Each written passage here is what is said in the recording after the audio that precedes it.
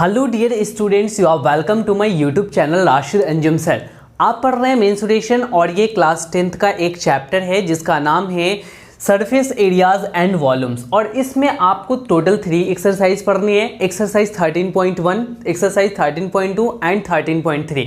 हमने प्रीवियसली आपको 13.1 एंड 13.2 बहुत अच्छे से कवर कराया हुआ है। आप डिस्क्रिप्शन बॉक्स में भी उसका लिंक दिया हुआ है, वहां से जाकर के पहले आप उसको देख लीजिए, फिर आप ये वाला एक्सरसाइज को करोगे। तो हम लोगों ने जो एक्सरसाइज 13.1 पढ़ा था उसमें हम लोगों ने सॉलिड्स के कॉम्बिनेशन के एरियाज के बारे में डिटेल से स्टडी किया था। फिर 13.2 में हम वॉल्यूम्स के बारे में बहुत अच्छे से पढ़े थे। और अभी जो 13.3 पढ़ने वाले हैं इसमें एग्जैक्टली हम लोग conversion of solid from one shape to another. अगर एक शेप से दूसरे शेप में हमारा कोई सॉलिड कन्वर्ट कर जाता है तो फिर हमें वहाँ पे क्या क्या चीज़ों को जानना चाहिए, वो सारा चीज़ आज हम इस लेक्चर में डिस्कस करने वाले हैं। तो चलिए हम लोग आज के इस टॉपिक को शुरुआत करते हैं। सपोज दैट कि यहाँ पे मान लो बेटा हमारे पास एक कैंडल है, ठीक है, और वो कैंडल एग्जैक्टली इस तरीके का है। आप यहाँ पे ध्यान देना, मैं कैंडल बना रहा हूँ और ये जो कैंडल है वो आपको दिखने में इस तरीके का लग रहा है। अब देखो बेटा, इस शेप के कैंडल को अब हम शेप चेंज कर रहे हैं और वो शेप चेंज कर करके इस तरीके का मैंने बना दिया। सपोज दैट कि ये लो, अब ये हमारा कैंडल इस तरीके का हो गया। अब ये शेप हमारा क्या हो गया, चेंज हो गया, इस शेप से इस शेप में चला गया। यानी इसको हमने सबसे पहले मेल्ट किया और मेल्ट कर करके फिर से हमने इसको इस शेप में कन्वर्ट कर दिया। दोनों की शेप अलग अलग है, एग्जैक्टली आपको दिखाई दे रहा है। तो यहाँ पर कौन ऐसी चीज है जो दोनों का सेम होगा, दोनों के एरियाज सेम होंगे या दोनों के वॉल्यूम्स सेम होंगे। बस यही यहाँ पे एक कॉन्सेप्ट है जिसको आप समझ लेते हैं तो बहुत बढ़िया है। देखो सबसे पहले क्या है कि जब आप इसके शेप को चेंज करोगे तो शेप चेंज होने के वजह से इसके एरियाज में चेंजेस जरूर आएंगे, लेकिन एक चीज चेंज नहीं करेगा, इसकी वॉल्यूम नहीं चेंज करेगी। यानी इसकी जो वॉल्यूम होगी वही वॉल्यूम इस वाले सॉलिड की भी होगी। तो एग्जैक्टली आप ये कह सकते हैं, नॉर्मली आप फिजिक्स में भी पढ़ते हो कि energy neither be created nor be destroyed, केवल और केवल उसका फॉर्म बदलता है। तो यहाँ पे आप मैथमेटिक्स में ये कह सकते हैं कि volume neither be created nor be destroyed. Volume जो है वो शेप कन्वर्ट करने से मेल्ट करके और दूसरे शेप में अगर कन्वर्ट कर रहे हैं तो उसकी वॉल्यूम चेंज नहीं होगी। तो मैं जस्ट आपको याद रखने के लिए ये चीज़ यहाँ पे लिख दे रहा हूँ कि volume neither be created, volume neither be created, ना ही वॉल्यूम क्रिएट हो सकता है नॉर बी डिस्ट्रॉयड, ना ही वो डिस्ट्रॉय हो सकता है। अब आपको यहाँ पे याद रखने में डिस्ट्रॉय, ठीक है, अब देख लेना बेटा स्पेलिंग जो भी हो। अब यहाँ पे आपको याद रखने में ये सहूलत होगी कि दोनों की वॉल्यूम हमारी एग्जैक्टली सेम होगी। वॉल्यूम में कोई भी कन्वर्जन, कोई भी डिस्टर्बेंस नहीं आएगा। तो आपने एक बात ये समझ लिया कि इस वाली कैंडल की जो वॉल्यूम होगी वही इस वाली कैंडल की वॉल्यूम होगी। बस यही कॉन्सेप्ट है। इसी कॉन्सेप्ट पे ये पूरा का पूरा एक्सरसाइज के जो भी क्वेश्चंस हैं वो सारे के सारे आपके बन जाएंगे। अब आपको ध्यान क्या रखना है कि वॉल्यूम अगर एक शेप को मेल्ट करते हैं और दूसरे नए शेप में उसको कन्वर्ट कर देते हैं तो उसका वॉल्यूम एग्जैक्टली सेम होगा। ये बात क्लियर है। तो चलो अब हम क्या करते हैं ना कि कुछ क्वेश्चंस को ले लेते हैं और उस क्वेश्चंस को हम लोग बहुत डिटेल से स्टडी करते हैं। तो फटाफट से हम इसको इरेज कर लेते हैं, फिर आपके लिए वो क्वेश्चन ले आते हैं जो आपको प्रैक्टिस करा देना है और उसके बाद ये वाली एक्सरसाइज कंप्लीटली बन जाएगा। बेटा टेंशन ना लो, ठीक है। अब हमें यहाँ पे दिया हुआ है कि एक क्यूबॉइड है, यहाँ ध्यान देना, यहाँ पे आपको एक क्यूबॉइड दिया हुआ है और इस क्यूबॉइड के बारे में कुछ इन्फॉर्मेशन भी उसने दे दिया है। अब वो इन्फॉर्मेशन क्या है, तो ये है 100 सेंटीमीटर, एग्जैक्टली ये 80 सेंटीमीटर और ये 64 सेंटीमीटर। इस तरीके से लेंथ, ब्रेथ एंड हाइट एक क्यूबॉइड का दे रखा है। अब उसने ये कहा कि इसको हम लोग इसके शेप को कन्वर्ट कर रहे हैं, इसको मेल्ट कर रहे हैं। मेल्ट करने के बाद हमने इससे क्यूब बना दिया और वो एग्जैक्टली एक ही क्यूब बना। यानी कि ये जो आपने क्यूबॉइड को मेल्ट किया, मेल्ट करने के बाद हमने ये जो क्यूब बनाया, तो अब इस क्यूब के बारे में वो क्या आपसे पूछ रहा है कि इसकी टोटल सरफेस एरिया क्या होगी। टोटल सरफेस एरिया तुम्हें बताना है बेटा। तो तो यहाँ पे टोटल सरफेस एरिया बताने के लिए आपके दिमाग में क्या बातें चल रही होंगी, अगर कोई भी क्यूब है उसका तुम्हें टोटल सरफेस एरिया बताना है तो उसके लिए तुम्हें क्या करना पड़ेगा। देखो टोटल सरफेस एरिया का आपको फॉर्मूला पता है कि TS से 6a² होता है। किसका, अगर ये a है तो अगर क्यूब का साइड का लेंथ जो है वो a है तो तुम कहोगे कि 6a² उसकी एरिया होगी, टोटल सरफेस एरिया। तो यहाँ हमें क्या पता होना चाहिए, यहाँ हमें a का वैल्यू पता होना चाहिए। अगर तुम्हें a का वैल्यू नहीं पता है तो तुम इसकी एरिया नहीं निकाल सकते। इसीलिए सबसे पहला काम क्या होगा, मेरे को इसकी साइड की लेंथ पता करना, यानी कि a पता करना। तो अब यहाँ पे आप देखो कि जब आपने इस सॉलिड को उस सॉलिड में कन्वर्ट किया तो कन्वर्ट करने के साथ आपने एक दिमाग में ये बात रखा कि वॉल्यूम तो बिल्कुल भी चेंज नहीं हुआ होगा, यानी इस वाली सॉलिड क्यूबॉइड की जो यहाँ पे वॉल्यूम होगी वही वॉल्यूम आपकी क्यूब की भी होगी। तो एग्जैक्टली यहाँ पे ये कह सकते हो कि जो वॉल्यूम ऑफ क्यूबॉइड होगी ना एग्जैक्टली इक्वल होगी, किसके इक्वल होगी बेटा, तो यहाँ पे वॉल्यूम ऑफ क्यूब। समझ में आ रही बात कि जो क्यूब की वॉल्यूम होगी वो एग्जैक्टली क्यूबॉइड के वॉल्यूम के बराबर होगी। तो अब हम यहाँ पे वॉल्यूम ऑफ क्यूब क्या होगा, a³ और वो किसके इक्वल होगा, तो वॉल्यूम ऑफ क्यूबॉइड यानी L into B into H. अब यहाँ पे बेटा ध्यान देना a³ is equals to length कितनी है, तो 100 और ब्रेथ है 80 और हाइट है 64, एग्जैक्टली यही हो जाएगा। अब आप यहाँ पे a³ इज इक्वल्स टू क्या लिख सकते हो, यहाँ पे आप मल्टीप्लाई कर लो, ठीक है, 8 4 32 और 8 6 48, 48 एंड 3 51 हो जाएगा, 512 1 2 3 जीरोज यहाँ पे आ जाएंगे। ठीक है, अब आप इसको आगे बढ़ो, आगे बढ़ने पे तुम्हें क्या लगेगा कि a³ है तो यहाँ पे एग्जैक्टली क्यूब रूट निकाल लोगे, यानी 512 और 000 हो जाएगा। अब आप इसका क्यूब रूट निकालोगे तो एग्जैक्टली जैसे ही आपने क्यूब रूट निकाला तो यहाँ पे आपको 512 का क्यूब रूट करोगे तो 8 होगा और 000 के लिए 10 निकल करके बाहर आएंगे। इसका मतलब ये हुआ कि जो a की वैल्यू है वो 80 सेंटीमीटर आ चुका है। अब देखो यहाँ पे सेंटीमीटर में था इसीलिए हमारा ये सेंटीमीटर में निकल करके आया है। यहाँ तक की कंफ्यूजन क्लियर है, कोई डाउट तो नहीं। चलो अब हम क्या करते हैं ना कि जब मेरे को a निकल के आ गया तब हमें टोटल सरफेस एरिया निकालना है। जो टोटल सरफेस एरिया निकालना बड़ा आसान है। टोटल सरफेस एरिया अब आप यहाँ पे क्या करने वाले हो, 6 की जगह 6 रखने वाले हो, इनटू में a² का वैल्यू यहाँ पे देखो ध्यान दो 80 दिया हुआ है तो तुम यहाँ पे क्या करोगे एग्जैक्टली 80 का स्क्वायर कर लोगे। अब यहाँ पे यही इतना सेंटीमीटर स्क्वायर आपका वैल्यू हो जाएगा, 6 इंटू 80 सेंटीमीटर स्क्वायर। बेटा इसको सॉल्व कर लो, आपको सॉल्व करने पे जो भी वैल्यू आएगा वो टोटल सरफेस एरिया इस क्यूब का निकल जाएगा। कहने का मतलब क्या है कि एक सॉलिड से दूसरे सॉलिड में कन्वर्ट किया, कन्वर्ट करने से क्या चीज सेम रहा, वॉल्यूम सेम रहा। वॉल्यूम के वजह से आप यहाँ पे क्या निकाल पाए, तो उसकी लेंथ, किसकी, साइड की लेंथ निकाल पाई आपने क्यूब के। और जैसे ही आपने उसके लेंथ को निकाल लिया तो फिर तो टोटल सरफेस एरिया निकालना आसान था। एग्जैक्टली ये वाला आपका क्लियर हो चुका है। तो फटाफट से इसको नोट डाउन करो, फिर मैं दूसरे क्वेश्चन की प्रैक्टिस करा रहा हूँ। ठीक है, चलो मैं इसको इरेज करता हूँ, आप वीडियो को पॉज कर करके नोट कर लेंगे। ठीक है, हम बढ़ते हैं आगे की तरफ। ठीक है, नेक्स्ट क्वेश्चन की प्रैक्टिस की तरफ। देखो मैं 2-3 क्वेश्चन अगर प्रैक्टिस आपको करा दिया ना अच्छे से तो फिर आपके लिए बड़ा आसान सा हो जाएगा क्वेश्चंस जो एक्सरसाइज में दिए हुए हैं उसको करना। इसीलिए टेंशन नहीं लो, जब हम हैं तो तुम्हें टेंशन लेने की ज़रूरत नहीं है। बहुत आसानी से आपकी कॉन्सेप्ट क्लियर हो जाएंगी जब आप क्वेश्चन बनाओगे ना। देखो मेरे पढ़ाने के बाद जब देखो पहले मैं क्या करता हूँ, कॉन्सेप्ट को बता दिया, कॉन्सेप्ट के बाद कुछ क्वेश्चंस को प्रैक्टिस करा दिया,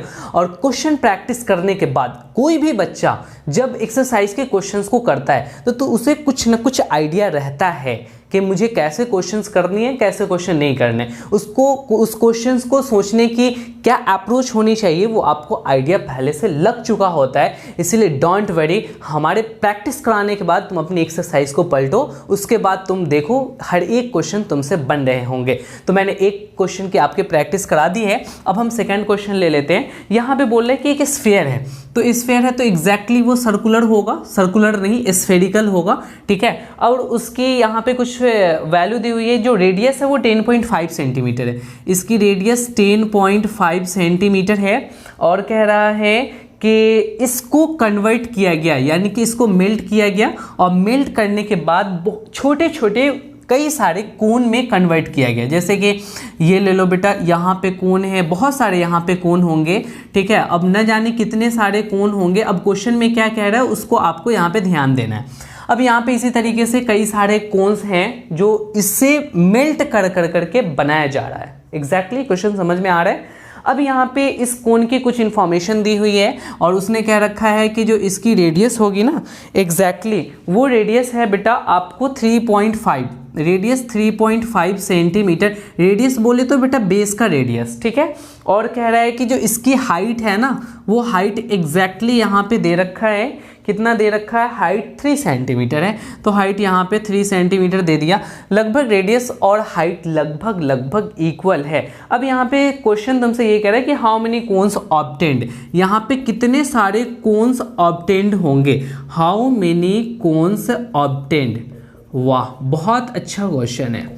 अब यहाँ पे आपको ये ध्यान देना है कि जब हम इस स्फीयर को मेल्ट करेंगे, मेल्ट करने के बाद चाहे जितने भी सारे कोन्स बना लें, उन सभी कोन के वॉल्यूम को अगर इकट्ठा करेंगे तो एग्जैक्टली स्फीयर के वॉल्यूम के इक्वल होगा। ये बात तो क्लियर है। तो जैसे ही आपने इस तरीके की बात सोच ली तो बस आप करने क्या वाले हैं कि यहाँ पे देखो, सबसे पहले आप निकाल लो वॉल्यूम ऑफ स्फीयर। स्फीयर की क्या वॉल्यूम होगी, तो वॉल्यूम ऑफ स्फीयर तुम्हें पता है 4/3 पाई आर क्यूब होता है। तो यहाँ पे 4/3 पाई आर क्यूब कर लो। तो एग्जैक्टली 4/3 पाई की जगह क्या रखोगे, पाई की जगह 22/7 रख लो, कोई दिक्कत वाली बात नहीं। और यहाँ पे आप चाहो तो पाई की जगह पाई भी रख सकते हो, वैसे छोड़ो हटाओ, जब रख लिया तो रख लिया। आर क्यूब कहने का मतलब क्या है, अब रेडियस है 10.5 सेंटीमीटर, तो आप 10.5 सेंटीमीटर को ऐसे कन्वर्ट कर लो, 10.5 है तो यहाँ से डेसिमल हटेगा तो यहाँ पे 10 हो जाएगा, और 5 2 ज़ा 10 और 5 से 21, एग्जैक्टली 21/2 आएगा और ये इतना सेंटीमीटर होगा। इसका मतलब कि 21/2 को आपको मल्टीप्लाई करना है कितनी बार, तो 3 टाइम्स मल्टीप्लाई करना है। और क्यों मल्टीप्लाई करना है, क्योंकि क्यूब दिया हुआ है। तो 21/2 को आपने 3 टाइम्स मल्टीप्लाई कर लिया, ये हो गया आपके इतना सेंटीमीटर क्यूब। किसकी वॉल्यूम हो गई, तो स्फीयर की वॉल्यूम हो गई। बात क्लियर है। अब क्या है ना कि यहाँ पे आपको कोन का भी वॉल्यूम निकाल लेना है। क्यों, क्योंकि आपको मैं आगे बताने वाला हूँ कि नंबर ऑफ कोन्स कैसे निकलते हैं। पहले आप क्या करो कि एक कोन का वॉल्यूम निकाल लो। तो यहाँ पे आप लिखोगे वॉल्यूम ऑफ कोन, और जो कोन की वॉल्यूम होती है 1/3 पाई आर क्यूब होती है। देखो बेटा, इसको आगे सॉल्व नहीं करना है, आगे आपको इसलिए सॉल्व नहीं करना है क्योंकि आगे जाकर के ये सब कैंसिल होने वाला है। फिर आप मल्टीप्लाई कर लो, फिर जाकर के उसको कैंसिल करो, तो बात तो एक ही हो जाएगा। बात एक ही नहीं, बात आपकी लंबी हो जाएगी। लंबी क्या होगी कि फिर आप मल्टीप्लाई करके फिर आप उसको डिवाइड दे रहे हैं, फिर बात वहीं पे पहुंच जाएगी। तो इसीलिए उसको आप सॉल्व नहीं करना। देखो 1/3 pi r cube, pi r square h होता है, 1/3 pi r square h, exactly ये आपके कोन की वॉल्यूम हो जाएगी। तो आप इसको सॉल्व कर लो। यहाँ पे क्या करोगे, 1/3 और पाई की जगह 22/7 रख लो, और आर स्क्वायर, इसकी रेडियस कितनी है 3.5 सेंटीमीटर, 3.5 बोले तो 35/10 हो जाएगा, और यहाँ 7 हो जाएगा, 5 7 ज़ा 5 2 ज़ा, एग्जैक्टली 7/2 आएगा इतना सेंटीमीटर। तो तुम्हें क्या करना है, यहाँ पे 7/2 और इंटू में 7/2 कर लेना है, और इंटू में हाइट कितनी है, तो हाइट यहाँ पे दे रखी है 3 है। तो ये एग्जैक्टली आपको आ गया इतना सेंटीमीटर क्यूब कोन की वॉल्यूम, एक कोन की वॉल्यूम आ गई। अब आपको ये पता होना चाहिए कि नंबर ऑफ कोन निकालना है। तो नंबर ऑफ कोन निकालने के लिए क्या करना पड़ेगा कि वॉल्यूम ऑफ स्फीयर, जो स्फीयर की वॉल्यूम दी हुई है ना, उसमें आपको फटाफट से क्या करना है, वॉल्यूम ऑफ ईच कोन, यानी एक कोन के वॉल्यूम से आपको डिवाइड दे लेना है। अब ऐसा क्यों करते हैं, तो सपोज दैट, यहाँ पे ध्यान देना तो समझ में आ जाएगा। मैं एग्जैक्टली इधर समझा देता हूँ, ठीक है। बात ऐसी है कि सपोज दैट के नंबर ऑफ कोन्स n है, ठीक है, और हमारे एक कोन की वॉल्यूम, बेटा वॉल्यूम ऑफ कोन यहाँ पे हमने लिख दिया। तो देखो जितने सारे कोन्स हैं उन सभी के वॉल्यूम यहाँ पे आपके शामिल हो गए। जैसे एक कोन का वॉल्यूम जो दिया हुआ है उसमें जितने सारे हैं उससे मल्टीप्लाई करने से सारे के सारे कोन के वॉल्यूम आ गए। तो एग्जैक्टली ये किसके बराबर होगा, तो वॉल्यूम ऑफ स्फीयर के बराबर हो जाएगा। यहाँ पे जो वॉल्यूम ऑफ स्फीयर है वो सभी के सभी कोन के वॉल्यूम को यहाँ पे शामिल करने से होगा।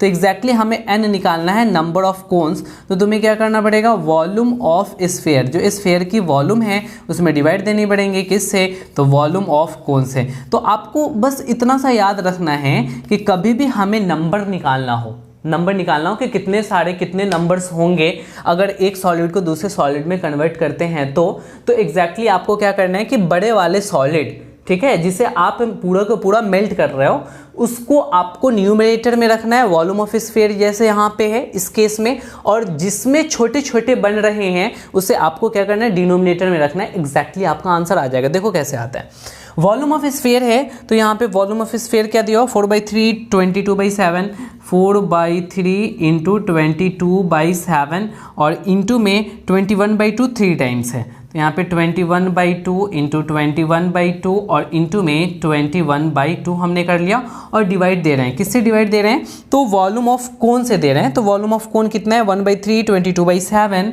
1/3 और इंटू 22/7 और इंटू 7/2 2 टाइम्स है, तो 7/2 इंटू 7/2 करेंगे और इंटू में 3 कर लेंगे। एग्जैक्टली बस इसे सॉल्व कर देंगे, हमारा नंबर ऑफ कोन निकल करके आ जाएगा। अब यहाँ पे देखो, डिनोमिनेटर 3 से 3 गायब, 7 से 7 गायब और 2 से 2 गायब हो गया। अब एग्जैक्टली ऊपर बचा 7 3 21, ऊपर से ऊपर कैंसिल हो जाएगा ना, 7 3 21 और 3 से ये हो जाएगा 3 7 21। तो एग्जैक्टली यहाँ पे ये 22 से 22 गायब हो गया। तो आपको ये पता चला कि नीचे अब कुछ भी नहीं बचा। ऊपर देख लेंगे तो यहाँ पे डिनोमिनेटर में कुछ भी नहीं है और न्यूमरेटर में क्या है, तो आपको 4 3 3 7 है। तो एग्जैक्टली आप ऐसे करके लिखोगे 4 इंटू 3 इंटू 3 इंटू 7 करके लिखोगे और जो भी वैल्यू आएगा वही आपका क्या हो जाएगा, तो नंबर ऑफ कोन्स हो जाएंगे। तो बात समझ में आ गया कि आप क्या करो कि स्फीयर की वॉल्यूम निकाल लो, कोन की वॉल्यूम निकाल लो, नंबर ऑफ कोन्स निकालना है तो exactly volume of sphere divided by volume of cone कर लो। बड़ा आसान सा मेथड है, पूरे एक्सरसाइज में आपको यही फंडा अपनाना है, ठीक है। वहाँ पे नंबर्स बोल देंगे, या इससे पहले वाले क्वेश्चन में जो हमने आपको बताया था वहाँ पे नंबर्स बिल्कुल भी नहीं था, वहाँ पे एग्जैक्टली क्या था, तो आपको एक सॉलिड जैसे क्यूबॉइड को क्यूब में बदल रहा था तो वहाँ पे टोटल सरफेस एरिया बताने के लिए कह दिया था, ठीक है। तो ये हो गए हमारे दूसरे क्वेश्चंस की प्रैक्टिस। अब हम तीसरे क्वेश्चन पे चलते हैं, वहाँ पे देखते हैं क्या सीन है, क्या क्या करना है, कैसे करना है। तो एग्जैक्टली पहले आप उसको क्या करो कि नोट डाउन करो जब तक मैं इसको इरेज करता हूँ, ठीक है। देखो पॉज कर लो, नोट डाउन कर लो। अब मैं इसको इरेज करके आपको नेक्स्ट वाला क्वेश्चन बता देता हूँ। ये बहुत आसान सा है, जो भी आप मेंसुरेशन क्लास 10th में पढ़ रहे हैं ना, अगर आपने क्लास 9th में थोड़ा बहुत अच्छे से पढ़ा हुआ है, ठीक है, या एवरेज भी आपने पढ़ रखा है तो कोई इशू नहीं, यहाँ पे बहुत ज़्यादा आपको दिक्कतें नहीं आएंगी, इसीलिए ज़्यादा टेंशन लेने की ज़रूरत नहीं है। वो भी बहुत अच्छे से आपका कॉन्सेप्ट क्लियर हो रहा है। अब जो है नेक्स्ट वाला क्वेश्चन, ये 2 क्वेश्चन हमने बताया है, ये थर्ड वाला क्वेश्चन है बेटा। अब इस थर्ड वाले क्वेश्चन में ये कह रहा है कि एक कॉइन है, ठीक है, और ये बिट कॉइन नहीं है बेटा, ठीक है, ये आपका नॉर्मल कॉइन है। देखो एग्जैक्टली ऐसा है, और ये जो कॉइन है इससे क्या है ना कि पहले एक के हमारे पास क्यूबॉइड है और इस क्यूबॉइड को मेल्ट किया जाता है और मेल्ट कर करके कॉइन्स बनाए जाते हैं। यहाँ पे ध्यान देना, अब इसको मेल्ट किया जाता है और मेल्ट कर करके इस कॉइन को बनाया जाता है, कॉइन तैयार किया जाता है, और ये भी आपका सिल्वर का कॉइन है, ठीक है। अब सिल्वर हो चाहे वो गोल्ड हो, कुछ भी हो, आपको यहाँ पे बस कॉइन इसको अज्यूम करना। और तुम्हें पता होना चाहिए कि जो कॉइन होता है ना वो एग्जैक्टली सिलिंड्रिकल होता है, सिलेंडर के शेप का होता है। और आप यहाँ पे देख लो, इसकी हाइट बस इतनी सी हाइट यहाँ पे दिख रही है। अब यहाँ पे ये कह रहे हैं कि जो क्यूबॉइड है ना उसका डायमेंशन दिया हुआ है, और इस क्यूबॉइड का जो डायमेंशन है इसका आप ध्यान से देखेंगे कि इसकी जो डायमेंशंस दी हुई हैं वो है 5.5 सेंटीमीटर, 5.5 सेंटीमीटर इंटू 10 सेंटीमीटर और 3.5 सेंटीमीटर इंटू 3.5 सेंटीमीटर, यानी लेंथ 5.5, ब्रेथ 10 और 3.5 इसकी हाइट हो जाएगी।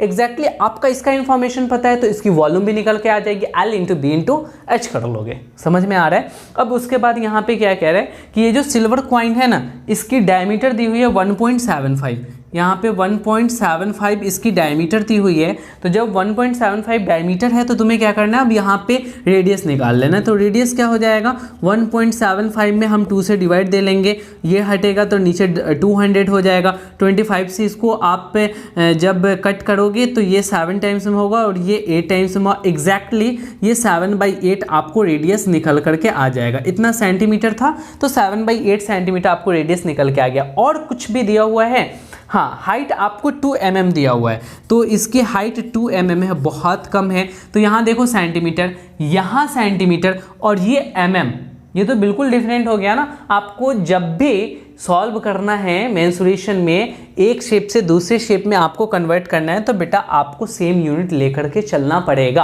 अगर सेम यूनिट नहीं है तो फिर आपका आंसर सेम नहीं आएगा। तो mm को सेंटीमीटर में बदलना, milli, centi, decimetre, deca, hecto, kilo वगैरह तुम्हें याद होगा।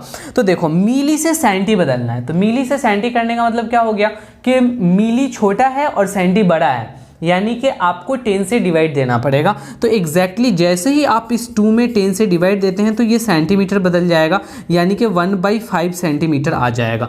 तो ये हाइट निकल कर के चला आया, इसकी डायमीटर निकल करके चली आई। अब यहाँ पे आपसे ये क्वेश्चन कर रहा है कि नंबर ऑफ कॉइन्स बताना है कि यहाँ पे कितने सारे नंबर कॉइन्स होंगे। तो नंबर ऑफ कॉइन्स तो आपको यहाँ पे पता होना चाहिए। अच्छा सर, कॉइन्स बताना है कितने सारे हैं, तो इसकी दोनों की वॉल्यूम सेम होगी भाई, वॉल्यूम टोटल कॉइन्स के और इस वाले क्यूबॉइड की वॉल्यूम सेम होगी। तो हमें क्यूबॉइड से कॉइन में कन्वर्ट कर रहे हैं, तो क्यूबॉइड की वॉल्यूम ज़्यादा होगी, कॉइन की वॉल्यूम कम होगी, इसीलिए क्यूबॉइड के वॉल्यूम को हम लोग न्यूमरेटर में डालेंगे और जो कॉइन है उसके वॉल्यूम को हम लोग डिनोमिनेटर में रखेंगे। तो यहाँ पे लिखेंगे कि वॉल्यूम ऑफ क्यूबॉइड, बेटा जो क्यूबॉइड की वॉल्यूम है ऊपर रखा जाएगा और यहाँ पे वॉल्यूम ऑफ सिल्वर कॉइन या फिर आप कॉइन लिख लो, ठीक है। तो यहाँ पे आप इस तरीके से कर लोगे। तो एग्जैक्टली पहले आपको निकालना पड़ेगा ना, तो यहाँ पे चलो निकालो वॉल्यूम ऑफ कॉइन। कॉइन का वॉल्यूम एग्जैक्टली सिलिंड्रिकल होता है, तो सिलेंडर के वॉल्यूम में यहाँ पे अप्लाई कर दो। तो सिलेंडर क्या होते हैं, पाई आर स्क्वायर एच। तो यहाँ पे आप पाई आर स्क्वायर एच कर लो, पाई की जगह पाई रहने देना क्योंकि वो पाई से पाई कैंसिल हो जाएगा, ठीक है। अच्छा, इसमें पाई नहीं होगा ना, तो पाई का वैल्यू यहाँ पे रखना चाहिए आपको और सॉल्व कर लेना चाहिए। 22/7 आर स्क्वायर कहने का मतलब हो गया आर स्क्वायर यानी 7/8। तो यहाँ पे 7/8 को आप 2 टाइम्स लिखेंगे, 7/8 और इंटू में 7/8 और इंटू में हाइट क्या है भाई, तो हाइट है 1/5। तो ये हो गया आपका पूरे के पूरे वॉल्यूम हो गई किसके, तो कॉइन की वॉल्यूम होगी। अब कॉइन का वॉल्यूम आपको पता चल गया, तो यहाँ पे क्यूबॉइड का वॉल्यूम निकाल लो। वॉल्यूम ऑफ क्यूबॉइड, जो क्यूबॉइड की वॉल्यूम है वो exactly L into B into H हो जाएगा और LBH कहने का मतलब कि एग्जैक्टली यही आएगा 5.5 इंटू 10 इंटू 3.5 और सेंटीमीटर क्यूब। यहाँ पर तुम्हें लगाना है तो यहाँ पर भी लगा लो बेटा सेंटीमीटर क्यूब, क्योंकि यहाँ भी वॉल्यूम है और यहाँ भी वॉल्यूम है। अब यहाँ पे तुम्हें क्या करना है ना कि बस न्यूमरेटर और डिनोमिनेटर में इसको सॉल्व नहीं करना, सॉल्व करोगे तो फिर टेंशन में हो जाओगे। आपको क्या करना है कि पहले यहाँ पे पुट कर लेना है। अब यहाँ पे ऐसा करोगे 5.5 इंटू में 10 इंटू में 3.5, ये वॉल्यूम ऑफ क्यूबॉइड हो गया। और वॉल्यूम ऑफ कॉइन, कॉइन की जो वॉल्यूम है वो कौन सी है, ये 22/7।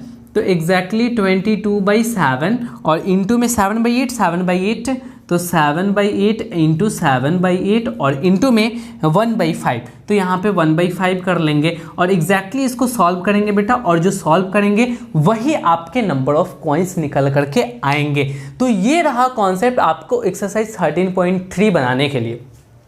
अब तुम्हें पता होना चाहिए कि ये 13.3 लगभग जितने भी सारे क्वेश्चंस हैं आपके एनसीईआरटीज़ में इसी कॉन्सेप्ट पे बेस्ड है। और अब आप एक्सरसाइज जा करके बैठ करके बनाओ। बस एक ही फंडा अपनाना कि जो वॉल्यूम है वो आपको कभी भी लूज नहीं होगा अगर एक सॉलिड से दूसरे सॉलिड में कन्वर्ट करते हो तो।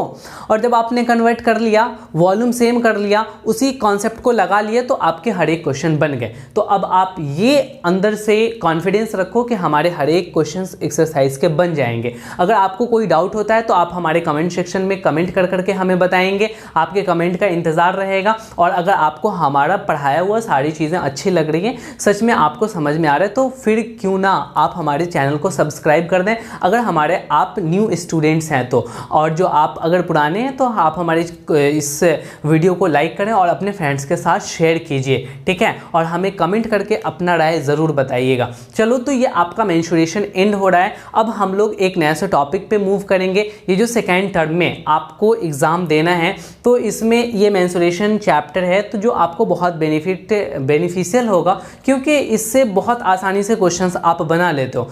देखते हैं हम कौन सा चैप्टर को शुरू करते हैं, तो आप बने रहिए हमारे चैनल के साथ। आज की कहानी यहीं तक, फिर आपकी और हमारी मुलाकात होगी नेक्स्ट लेक्चर में। Okay, bye, good night.